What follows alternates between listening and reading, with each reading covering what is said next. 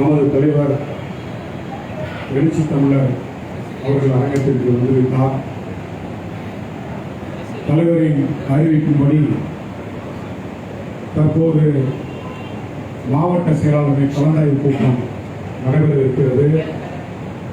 ஏற்கனவே நமது தலைவர் எழுச்சி தமிழர் அவர்கள் முகநூல் வழியாக நிறைய வழிகாட்டுதலை வழங்கி இருக்கின்றார்.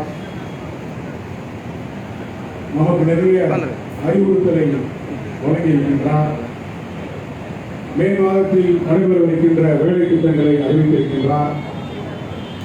மாவட்ட நிர்வாக மறுசீரமைப்பு தொடர்பான வேலை திட்டங்கள் தொடர்பாகவும் அறிவிப்பு செய்திருக்கின்றார். அதன் பொருள் சார்ந்து மாவட்ட செயலாளரோடு கலந்தாய்வு செய்ய வேண்டும் என்பதற்காக தலைவர் அவர்கள் இந்த கூட்டத்தை கூட்டியிருக்கின்றார்.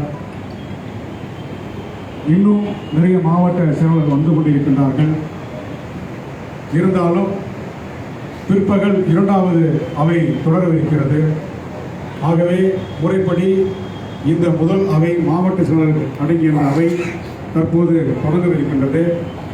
இந்த மாவட்ட செயலாளர்கள் கலந்தாய்வு கூட்டத்திற்கு வருகின்றிருக்கிற உங்கள் அத்தனை பேரையும் வரவேற்று வரவேற்பை ஆற்றுவதற்கு தலைமை நிலைய செயலாளர் தோழர் பாலசிங்கம் அவர்களை அழைக்கின்றேன்.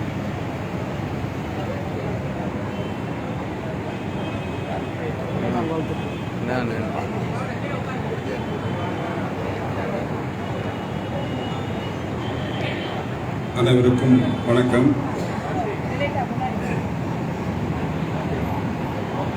கட்சியினுடைய மாவட்ட செயலாளர்கள் கூட்டம் இன்றைக்கு நம்முடைய தலைவர் எழுச்சி தமிழ் தலைமையிலே நடைபெறுகிறது.